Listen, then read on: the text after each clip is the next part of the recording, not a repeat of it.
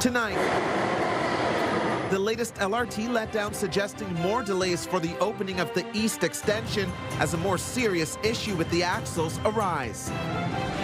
Gas prices rocking businesses that rely on vehicles. School bus fleets and driving schools share their challenges. Beers and Braids, the ultimate girl dad event that took over an Ottawa bar.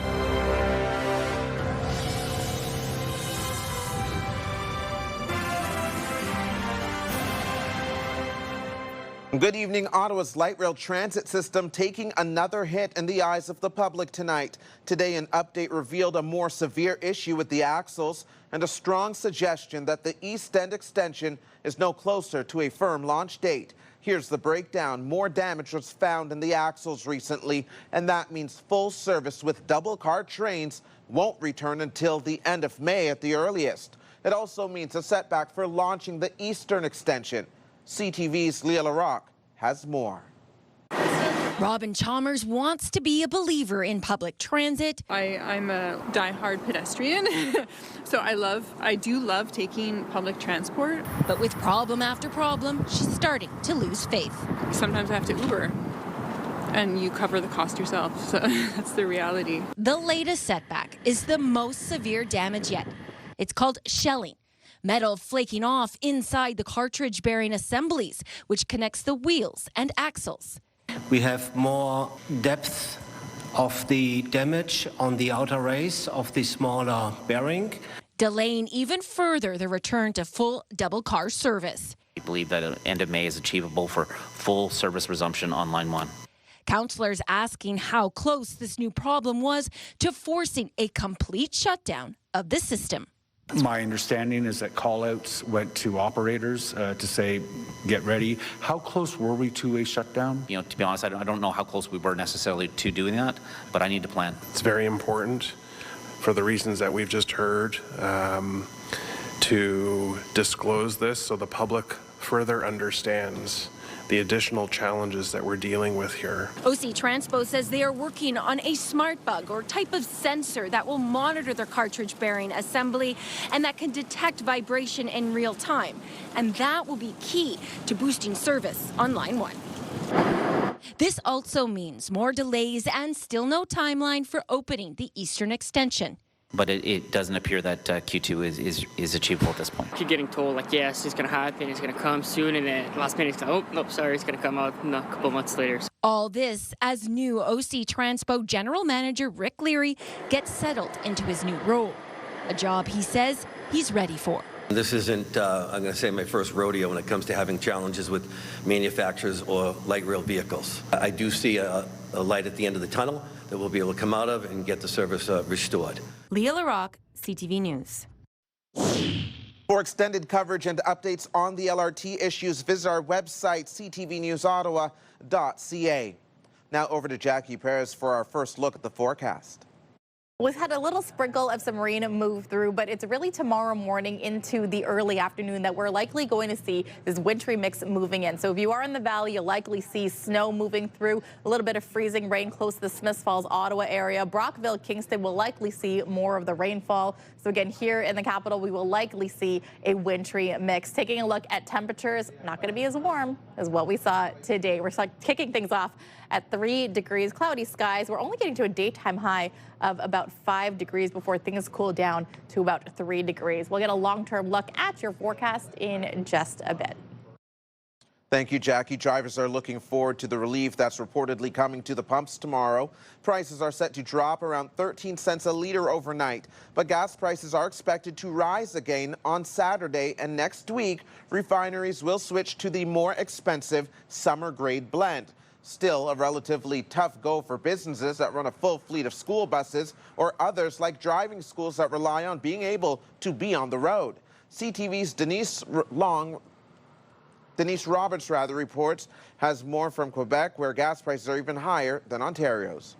Drivers may be feeling some pain at the pumps, but imagine what it costs to fill up a school bus, let alone a fleet of them. We're living the same stresses as everybody else when we go to the tank, and our buses are costing us around 35 to 40% more to fuel up. Montreal school bus operator Andrew Jones says a quarter of his fleet is now electric. but the majority still run on diesel. We started the month at around $1.50 a liter for diesel, and there were some instances that it went up to all the way up to $2.22 a liter in the span of 3 weeks. But unlike other transportation operators, Jones says they can't implement a fuel surcharge to pass along the cost. School bus operators were actually on fixed contracts, so our contracts were signed 4 years ago for a 6-year term. He says in the past, Quebec has offered subsidies for such unforeseen expenses, but its new policy only supports electric vehicles. He says that's not fair or realistic, since there aren't enough electric manufacturers to meet the demand. We're all for trying to transition to electric buses, but in the meantime, our diesels still need to be on the road. School bus operators aren't the only ones looking for some relief. Morty's driving school has 23 vehicles on the road, but owner Morty Preisler says the government sets a cap on the cost of driving lessons. So we cannot increase our prices to basically cover the extra cost, but at this time we are absorbing it. The province's Association of Driving Schools is calling on Quebec to abolish the cap and allow them to adjust for fuel hikes and other expenses. In the meantime, Morty's is slowly adding electric vehicles to their fleet. And Preisler, who started his business during the energy crisis in the 1970s, says he's trying to keep things in perspective. Since 1977, we've seen these things happen on and off, and eventually things come back to normal, so we'll see. Whether or not the cost of filling up won't make such a big dent. Denise Roberts, CTV News. And the roller coaster ride of gas prices coming with the conflict in the Middle East, but the ceasefire confusion is leading to a lack of confidence. Israel says it will talk with Lebanon, but isn't committing to a ceasefire. The death toll from Israeli airstrikes now exceeds 300. And as CTV's Katie Griffin reports, it has Ottawa residents frightened for relatives living in the region. What's happening in the Middle East? Top of mind for Sharam Golestani. I hope that in any circumstances, whether the ceasefire hold or not, the civilians and the civilian infrastructure are protected. The chair of the Iran Democratic Association says the ceasefire between the United States and Iran is welcome news, but it's fragile. I don't think that in the long term we would have peace with this regime. The regime has to be overthrown, but it will not be toppled by foreign war or foreign intervention. This comes one day after Israel's deadly new attacks on Lebanon. The U.S. and Israel insist the country isn't included in the ceasefire. Mediator Pakistan says it is. Watching and worry about everybody there, and it's not easy. Joseph El-Khoury has family in Beirut. He wants to see the ceasefire extend to Lebanon. I hope it's included, but the situation in Lebanon is difficult. It's complicated. It's hard to, even if they cease fire there's always something going on. Israel bombs, Canada peace! Wednesday night saw people in Ottawa taking to the streets in protest of the bombing. This world that we're seeing right now, this isn't the world we want to live in. We are asking our government to enact an arms embargo on Israel, full sanctions and a two-way arms embargo. Samir Ayad has family in Iraq and is watching the conflict closely. When I speak to my cousins, they said it's like watching a firework, because every time Iran hits, it flies by them. And it's very dangerous. They can hear it very loud, and it's hurting everybody, not just the Middle East. It's hurting Europe. It's hurting all of us. Katie Griffin, CTV News. It's likely fair to say that we here in the nation's capital see the most protests in the country, and now new rules could be on the way for what's happening outside places of worship, schools, and retirement homes. The city is unveiling a proposed bubble zone bylaw which would prohibit protests within 50 meters of vulnerable locations. The owners and operators of the facilities would need to apply to the city for the safe access zones to be enforced. We've seen a rise in anti-Semitic, in Islamophobic, in anti-2S LGBTQ+, in anti-black racism. And I think this bylaw strikes a very careful balance in protecting individuals as they move about the community and go to school or to a place of worship, while at the same time protecting people's rights to demonstrate. If approved by council, the new bylaw would take effect on August 1st. A city committee will hear from the public on Friday, April 17th. Earlier this evening, we learned the Ottawa Hospital is cutting 3% of its workforce. In a statement to CTV News Ottawa, the hospital says it had implemented a series of measures to reduce budget pressures, including offering early retirement packages and eliminating vacant positions. But it says it will still need to reduce job positions in the coming months. The Ottawa Senators pulling off a beautiful, decisive win on home ice tonight. Still working across on it. 1-on-2 now outnumbered. Zetterlund steps in. High shot off the bow, and it's a good goal. The Florida Panthers weren't the ones doing the pouncing when it came to tonight's game. The Sens clawed their way to victory, and it was not even close. The final score, 5-1 for Ottawa's playoff-hungry Sens. Can't get it out. Loose puck. Foster keeps it in. Here's Whitehead with a lane. His shot scores! Meanwhile, it wasn't the Ottawa 67's night while on the road in Barrie. The Barber Poles weren't able to shave away a win from the Colts, and the stakes are high as the OHL is already in playoff mode. Final score 4-2 for Barrie in this first game of the second-round series. The next game is Saturday. Meanwhile, some so-called girl dads picked learning a new skill for their daughters over watching the games tonight. Beers and Braids is an event where fathers come together and learn hairstyling from professionals. CTV's Sean Varden explains. Martin Savard's at a pop-up beauty school in a bar. He spent a lot of time brushing his daughter Amelia's hair, but now that she's 5, styling's become important. The Braids and Beers workshop, here to help. She asked me to do hairstyles. She's like, do this one from like, I don't know, whatever TV show or movie shows. I'm like, I can't do that. I can do braids. That's all I got. So maybe I can do one more style after tonight. That'd be a success. 8 stylists from the Wild and Free Hair Boutique teaching 30 dads about hair care. Brushing and braiding on the menu tonight, along with a few cold ones at the Three's Company Snack Bar on Bank Street. Some have never touched hair before. I think some are maybe looking to take the load off of mom a bit at home. Maybe just wanted to learn to do some braids so they can have that bonding moment with their daughters. But yeah, I think they're enjoying it so far. And if some of them come out knowing how to braid, that's a win. Posted on my own Facebook and said, hey, I want to organize an event like this, Braids and Beers, and have a bunch of dads come out and learn how to do hairstyling for their daughters. And the response within a day was crazy. Doug Baker came so his 10-year-old daughter won't miss out on those quiet moments of connection. His wife passed away from brain cancer 5 years ago. It's important for me to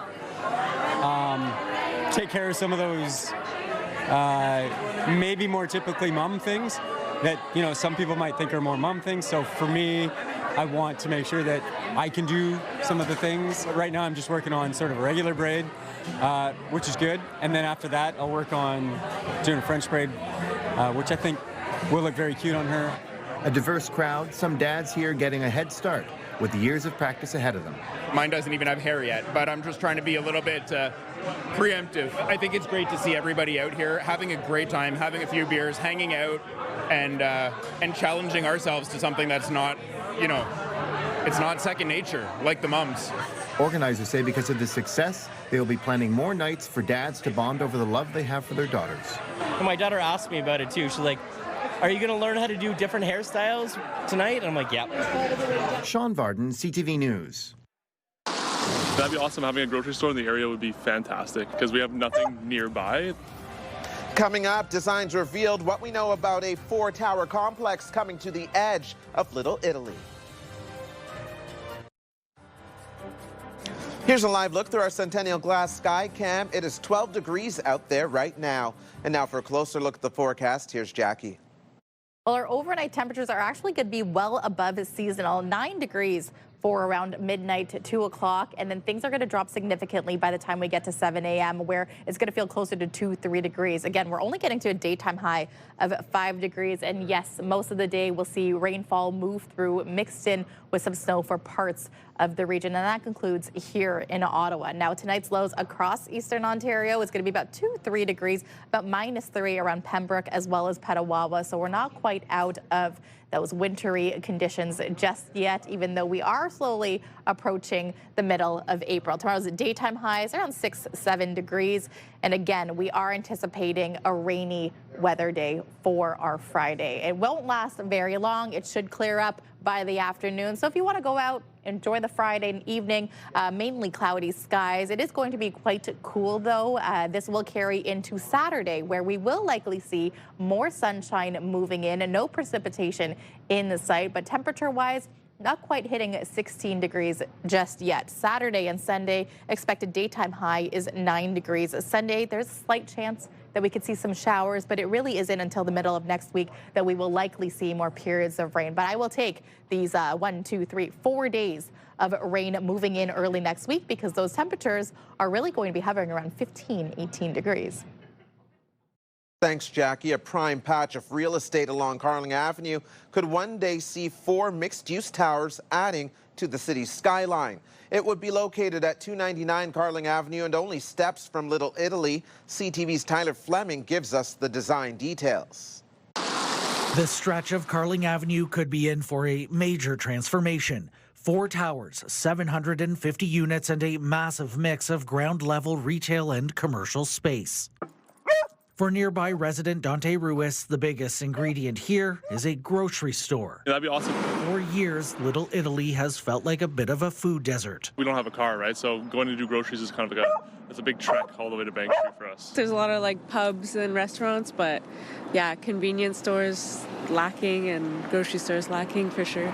The developer, Turn Group, says a well-known Ontario name is nearly locked in. Definitely, they're going to be a big add to the space. It's 25,000 square feet grocery store. The project at 299 Carling Avenue is just steps from parks, transit, and the future civic campus of the Ottawa Hospital. That's why we dedicated around 60,000 square feet to be a full comprehensive medical clinics. From a pharmacy to 2 family doctors to all the specialists. Over the coming years, the city expects the population here to grow by thousands, intensifying density and demand for more services. By zoning it for a mix of residential and commercial uses, I hope that we can build a more complete community in that area. The project remains in its early stages and would need approval from City Council. Tyler Fleming, CTV News. It has been really difficult. There's not enough work to go around. Coming up, drivers rejecting rides. Could the cost of gas be playing into how ride-sharing service drivers pick their fares?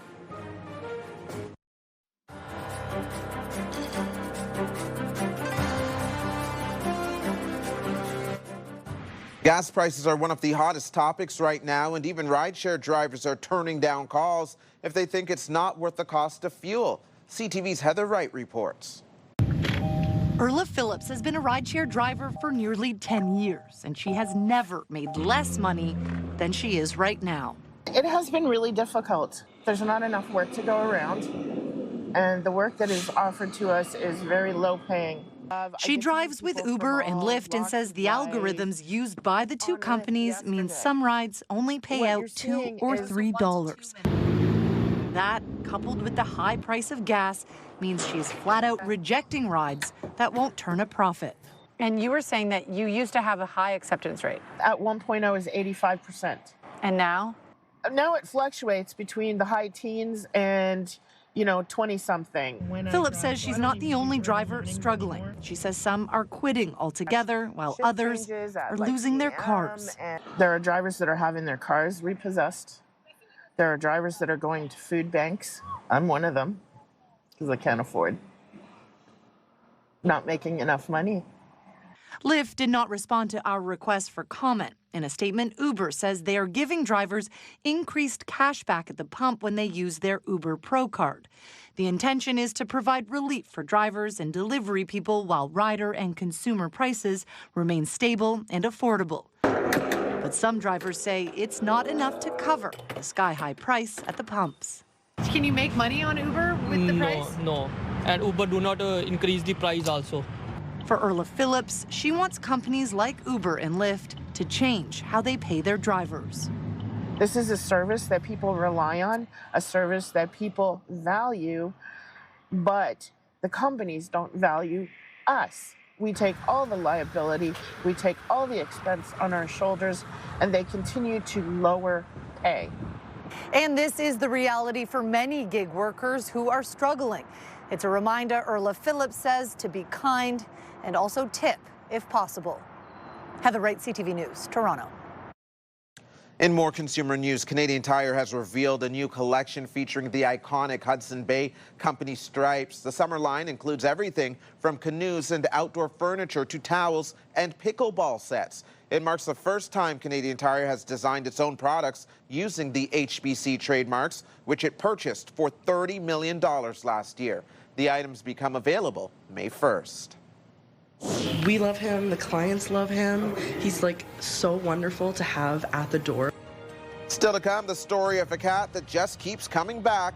We'll explain how Muffin's library visits earned him a 9-life membership.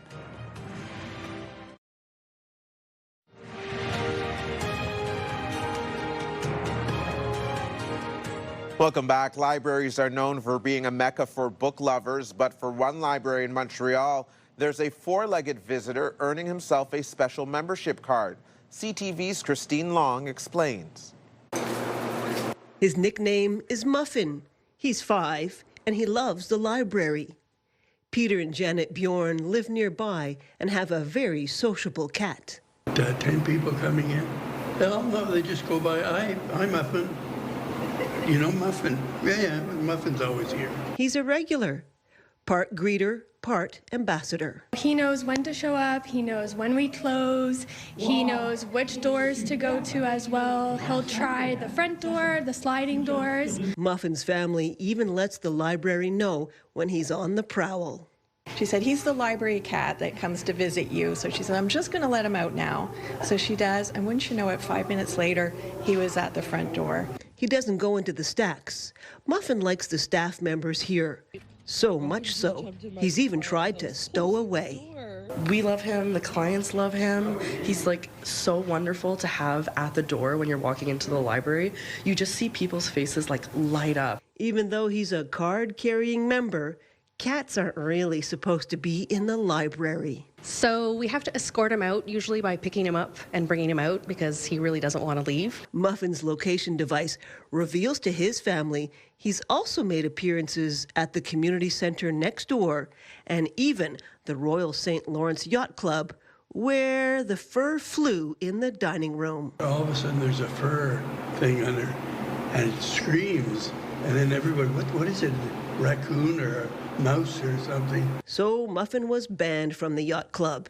You could say he's gatto non grata. Yet, the library likes the little visitor. I mean, he's the cutest little thing. I'm more of a dog person, but for him, I'm a crazy cat lady. I just love him. So they gave him a lifetime membership. Good for all his 9 lives. Christine Long, CTV News. Whose idea was it to have a wedding reception at a hockey game? By the way, I love it.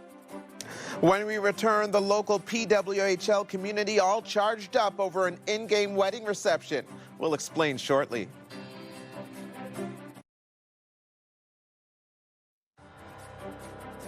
Here's a live look through our Centennial Glass Sky Cam. It's 12 degrees out there right now. And with a final check on the weather, here's Jackie. It's going to be a much colder start for tomorrow morning, about 2-3 degrees to kick things off. Cloudy skies, but this will be short-lived. Bring your umbrella because you will need it. We are anticipating 5 to 10 millimeters of rain. It could be mixed in with some light flurries or snow moving through, really depending on where you are in eastern Ontario. 6 degrees, the anticipated daytime high. Saturday will be our nicest day for the weekend. Lots of sunshine. You could leave the umbrella at home, and 9 degrees will carry us into Sunday as well. Monday, Tuesday, Wednesday, we'll likely see double-digit temperatures. Thank you, Jackie. Finally for us tonight, a special moment at last night's Ottawa Charge game. Whose idea was it to have a wedding reception at a hockey game? By the way, I love it. Yeah, I mean, we were trying to figure out something we wanted to do because we didn't want that whole, big traditional wedding. And we were just going to, why not a Charge game? We're season ticket holders, we worked here, we're like, this is what we love to do, so it felt like us. That's Allison and Danielle, who, as you heard, had their wedding reception at TD Place during the game after they got married yesterday afternoon. The couple met while working at TD Place, so they thought it was the perfect venue. The couple and their guests had front row seats. Their guests could be seen making toast, and at one point there was even this conga line. Congratulations to them. That is CTV News for this Thursday, April 9th. Thanks for watching, everyone. Have a wonderful night and stay safe.